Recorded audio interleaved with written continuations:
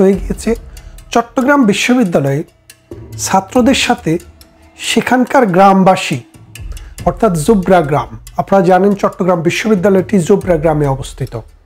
সেই জোবরা গ্রামে বাসিন্দাদের সাথে বিশ্ববিদ্যালয়ের ছাত্রদের তুমুল মারপিট এবং একটি তুচ্ছ ঘটনাকে কেন্দ্র করে শত শত ছাত্র আহত হয়েছে, শত শত গ্রামবাসী আহত হয়েছে। কাউকে কাউকে শুনেছি কান কেটে ফেলছে, হাত কেটে ফেলছে, ছাদের উপর থেকে ফেলে দিয়েছে। দুই দিক থেকেই ক্ষয়ক্ষতির খবর শুনছি। কেউ কেউ 1 ডিগ্রি বাড়িয়ে একাধিক লোক নিহত হওয়ার খবরও প্রচার করছে। তবে এখন পর্যন্ত কোনো নির্ভরযোগ্য সূত্র থেকে নিহত হওয়ার খবর শুনিনি। এদিক থেকে শিবির দাবি করছে এবং চট্টগ্রাম বিশ্ববিদ্যালয়ের প্রশাসন দাবি করছে, এনসিপি দাবি করছে, বায়বীয় ছাত্রলীগ এই এনসিপি এবং শিবিরকে বেধড়ক অমানবিকভাবে পিটিয়েছে। গ্রামবাসী সেজে এখন বিশ্বাস করেন, বোঝেন। বাংলাদেশের আনাচে কানাচে আপনি যদি একটা সাধারণ মানুষকে জিজ্ঞাসা করেন যে চট্টগ্রামের যে জোবরা গ্রামটি, যে গ্রাম থেকে ডক্টর ইউনূসের গ্রামীণ ব্যাংকের কার্যক্রম শুরু হয়েছিল, সেই গ্রামে আসলে আওয়ামী লীগ করে কয়টা লোক? সেই গ্রামে মূলত জামাত শিবির বিয়ে শাদী করে চিটাগং বিশ্ববিদ্যালয়কে ক্যাম্পাসকে দখল করার জন্য চট্টগ্রাম বিশ্ববিদ্যালয়ের নোয়াখালী, কুমিল্লা, বরিশাল, রংপুর, দিনাজপুর, নীলফামারী, সৈয়দপুর, ঢাকা, রাজশাহী এবং এমন কোনো ডিস্ট্রিক্ট বাকি নেই যে ডিস্ট্রিক্টের শিবির নেতারা ওই জোবরা এই চট্টগ্রাম বিশ্ববিদ্যালয়ের আশেপাশে বিয়ে করে নেই। তারা সেই সব অঞ্চলে বিয়ে করে সেই সব অঞ্চলের মানুষকে শিবির বানিয়েছে, জামাত বানিয়েছে এবং সেইভাবেই কিন্তু তারা এই চট্টগ্রামের বিশ্ববিদ্যালয় ক্যাম্পাসটিকে কঠিনভাবে নিয়ন্ত্রণ করে। আওয়ামী লীগের সময়ে শিবিরকে বিতরণ করে ছাত্রলীগ ক্ষমতা নিয়েছিল বটে, কিন্তু তারপরেও শিবিরের দাপট সেই জোবরা গ্রাম ভিত্তিক এবং চট্টগ্রাম বিশ্ববিদ্যালয় ক্যাম্পাস ভিত্তিক যথেষ্টভাবেই ছিল। তাহলে আপনারা বোঝেন, এখন সরকার বলছে, শিবির বলছে, প্রশাসন বলছে, চট্টগ্রাম বিশ্ববিদ্যালয় প্রশাসন বলছে যে ছাত্রলীগ এই আক্রমণ চালিয়েছে। তাহলে আপনি বোঝেন, জোবরা গ্রাম, যেই গ্রামের শিবিরের গ্রাম, যেই গ্রাম জামাতের গ্রাম, যেই গ্রাম বিএনপির গ্রাম, যেই গ্রামটি এনসিপির গ্রাম, সেই গ্রামে আবাবিল পাখির মতো ছাত্রলীগ আবির্ভূত হয়েছে। আপনারা চিন্তা করে দেখেন, সেই ছাত্রলীগ এসে এই বিশ্ববিদ্যালয়ের ছাত্রদেরকে কুত্তার মতো পিটিয়েছে। খেয়াল করে দেখেন, কে? ছাত্রলীগ এসে।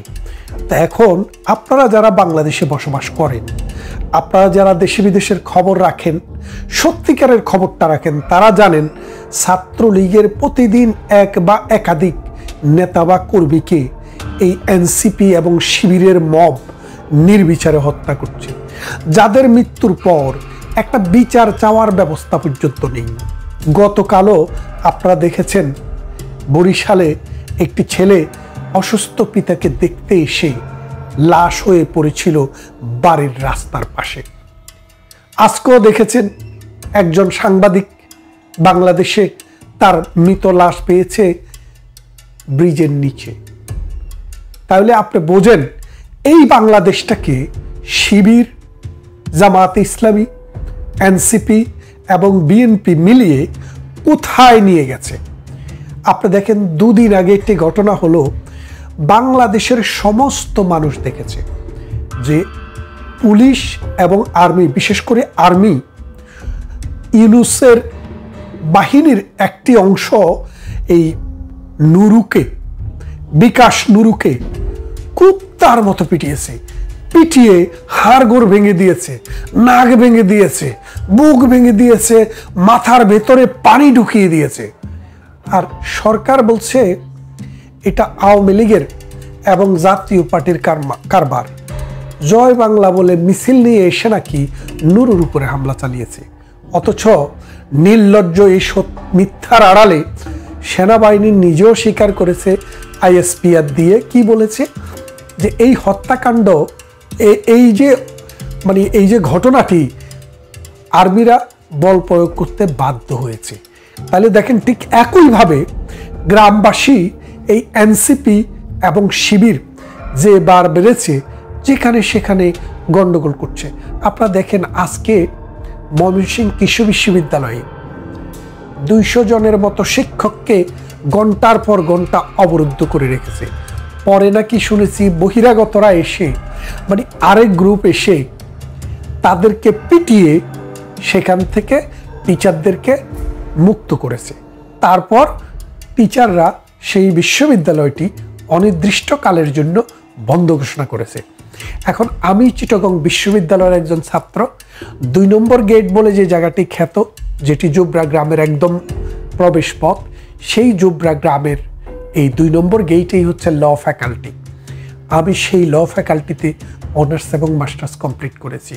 সেই গ্রাম আমি চিনি, সেই জায়গাটি আমি চিনি, সেখানকার মানুষকেও আমি চিনি। এই গ্রামের মানুষটি, এই মানুষদেরকে নিয়ে কিন্তু একটি সুন্দর একটি গল্প আছে। গল্পটি হচ্ছে, এই বিশ্ববিদ্যালয়টি আসলে কুমিল্লায় হওয়ার কথা ছিল, কুমিল্লা বিশ্ব রোডের পাশে। সেখানে কিন্তু ভিত্তিপ্রস্তর স্থাপন হয়ে গিয়েছিল এবং সেখানে ইট বালু সিমেন্ট নিয়ে আসা হয়েছিল।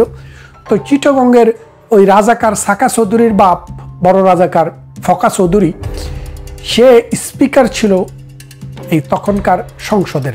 তো স্পিকার থাকা অবস্থায় একদিনের জন্য প্রেসিডেন্টের দায়িত্ব পেয়েছিলেন বাই ডিফল্ট। তখন তিনি এক কলমের খোঁচায় চিটাগং ঢাকার, মানে আমাদের কুমিল্লার এই বিশ্ববিদ্যালয়টিকে চিটাগংয়ের এই জঙ্গলে নিয়ে গিয়েছিল। সেই জোবরা গ্রামে যখন এই বিশ্ববিদ্যালয়টি করে, তখন স্থানীয় লোকজন, সেখানকার লোকজন মূলত কৃষি প্রধান মানুষ, কৃষি কাজ করত আর গরু চড়াইতো, মানে গরু পালন করত, ছাগল পালন করত, গরু ছাগল পালন করত। যেহেতু বনভূমি আছে আর কাঠ কাটতো, সেই বনভূমিতে তারা গরু চড়াইতো, ছাগল চড়াইতো এবং কাঠ কাটতো। তো তাদের দাবি এখানে তারা বিশ্ববিদ্যালয় করতে দেবে না, তাদের এই গোচারণ ভূমি তারা ধ্বংস হতে দেবে না। তখন তাদের সাথে অ্যাডমিনিস্ট্রেশন, সিভিল প্রশাসন সবাই মিলে বসলো, তাদেরকে কিভাবে ঠান্ডা করা যায়। তাদেরকে বললো, ঠিক আছে, আমরা এই বিশ্ববিদ্যালয় এখানে করছি, তোমাদের একটা অভিযোগ আছে, তোমাদের এই অভিযোগের বিরুদ্ধে তোমরা কি চাও আমাদের কাছে বলো, তোমরা যে দাবি দিবা আমরা সেই দাবি মেনে নিব। তখন গ্রামবাসী মিলে দাবি দিল যে তোমরা বিশ্ববিদ্যালয় করো ঠিক আছে, কিন্তু আমাদেরকে গরু ছাগল চড়াইতে দিতে হবে, কাঠ কাটতে দিতে হবে। প্রশাসন রাজি হয়েছিল, তারপরে কাজ চললো। তাহলে আপনি একটা জিনিস বোঝেন, একটা বিশ্ববিদ্যালয় বাংলাদেশের আকারে আয়তনে প্রায় 2য় বৃহত্তম বিশ্ববিদ্যালয় বা 3য় বৃহত্তম বিশ্ববিদ্যালয়, সেই বিশ্ববিদ্যালয়ে হাজার হাজার ছাত্রছাত্রী, কর্মচারী, শিক্ষক সব কিছু মিলিয়ে লক্ষাধিক মানুষের এটার সাথে জড়িত, কয়েক লক্ষ মানুষ এই বিশ্ববিদ্যালয়ের সাথে জড়িত, জীবনযাপন করে। সেখানে যদি তারা দাবি করত যে চিটাগং বিশ্ববিদ্যালয়ে যত 3য় এবং 4র্থ শ্রেণীর কর্মচারী নিয়োগ হবে, সেগুলা এই জোবরা গ্রামের এই বাসিন্দাদের কাছ থেকে নেওয়া হবে, এই দাবিটি দিলে কিন্তু হতো। কিন্তু তারা সেই দাবিটি দেওয়ার মতো সামর্থ্য তাদের ছিল না। সেই জোবরা গ্রাম বহুবার বিশ্ববিদ্যালয়ের ছাত্রদের সাথে, তাদের সাথে মারপিট হয়েছে, ধরপাকড় হয়েছে। এই শিবির যখন চিটাগং বিশ্ববিদ্যালয় দখল করতে আসে, তখন তারা দেখলো এই জোবরা গ্রামকে যদি তারা কন্ট্রোলে নিতে পারে, তাহলে এই বিশ্ববিদ্যালয়ের হলগুলা দখল করা, রাজনীতি দখল করা সম্ভব। তখন এই রাজশাহী ইউনিভার্সিটির আশেপাশের মানুষ, বিভিন্ন অঞ্চলের মানুষ এই জোবরাতে গিয়ে বিয়ে করা শুরু করলো। বিয়ে করে করে তারা সেখানে একটি স্থান তৈরি করলো। এখন সেই গ্রাম তার জামাইদেরকে পিটাচ্ছে, কারণ শিবিরা তো হচ্ছে জোবরা গ্রামের জামাই, আর এনসিপি তারা হচ্ছে তো ইউনুসগঞ্জের পালা কুত্তা, যারা ইচ্ছা তারে কামড়ায়। এই গ্রামবাসীকেও কামড়াতে গিয়েছিল। এই গ্রামবাসী এমন পেদানি দিল গতকাল, এই পেদানি মনে রাখার মতো একটা পেদানি। আর বলছে কি, বাংলাদেশ আওয়ামী লীগের ছাত্র সংগঠন, ছাত্রলীগ এই হত্যাকাণ্ড, এই যজ্ঞ, এই নির্বিচারে কুত্তার মতো পিটারিটা তারা পিটিয়েছে। কিন্তু আপনারা সবাই জানেন এই মিথ্যা, এই বানোয়াট, এই আশারি গল্প। এই গল্পের পিছনে একটা সত্যতা আছে। সেই সত্যতাটা হলো যে এনসিপি এবং শিবির এখন ঘুমাইলেও ছাত্রলীগ স্বপ্নে দেখে। ডক্টর ইউনুসগঞ্জ লুচ্চা আসিফ নজরুল গং তারা ঘুমালেও এখন ছাত্রলীগকে স্বপ্ন দেখে। কোন দিক দিয়ে আসলো, ডান দিক দিয়ে, বাম দিক দিয়ে, উত্তরে নাকি দক্ষিণে নাকি, মানে বাসার ছাদ ফুটা করে তারা আসতেছে, এই চিন্তায়ও তারা অস্থির। তারা ঘুমাতে পারে না। তারা নামাজ পড়তে গেলে, সেজদা দিতে গেলে ছাত্রলীগের বয়স, সেখান থেকে পর্যন্ত তারা মানে ঠিকমতো নামাজ আদায় করতে পারতেছে না, ঠিকমতো ঘুমাইতে পারছে না, ঠিকমতো খাইতে পারছে না, ঠিকমতো তাদের দৈনন্দিন যে কাজ সেটা করতে পারছে না। কখন ছাত্রলীগ এসে যায়। এই যে ছাত্রলীগের ভয়, এই ভয়টা বেঁচে থাকুক। আমরা চাই এই ভয় নিয়ে তারা বেঁচে থাকুক। ছাত্রলীগ তো আসবেই, সময়ের দাবি। আজকে বাংলাদেশটি কোথায় আছে দেখেন। দুদিন আগে নুরুকে পিটাইল, এর আগে ডিপ্লোমা ছাত্রদের, বিশ্ববিদ্যালয় ছাত্রদের, প্রকৌশলী ছাত্রদের আন্দোলন নিয়ে তাদের উপরে লাঠিচার্জ হলো, কাঁদানো গ্যাস নিক্ষেপ হলো, মারপিট হলো, ঢাকা শহর লন্ডভন্ড হয়ে গেল। তার আগের কথা তো আপনারা জানেন, একে একে প্রতিদিন ঘটনা ঘটছে। এই হাসনাত, বাটপার হাসনাত, ছাত্রলীগ নেতা সাবেক, বাটপার সারজিৎ, ছাত্রলীগ নেতা সাবেক, আসিফ ছাত্রলীগ নেতা সাবেক, মাহফুজ কোন নেতা ছিলেন, উনি ছিলেন হরকতুল জিহাদ হয়তো। এরা আজকে যেখানে সেখানে গিয়ে মব সৃষ্টি করছে। গ্রামবাসী দেখলো না, এদেরকে তো এইভাবে করতে দেওয়া যায় না, তারা তখন এর প্রতিবাদ করলো। এখন এই মবের কারণে বাংলাদেশ, পুরা পৃথিবীতে বাংলাদেশ এখন কিভাবে ব্যান্ডিং হচ্ছে। এই যে দেখেন, আজকে যে সাংবাদিকটিকে হত্যা করে ব্রিজের নিচে ফেলে দেওয়া হলো। কয়েকদিন আগে আপনারা জানেন, প্রথিতযশা সাংবাদিক বিভুরঞ্জন সরকার, তিনি তার জীবনের সর্বশেষ লেখাটি নাকি লিখে ফেলেছেন, তারপর তিনি মারা গেলেন। কেউ বলছে আত্মহত্যা, কেউ বলছে হত্যা।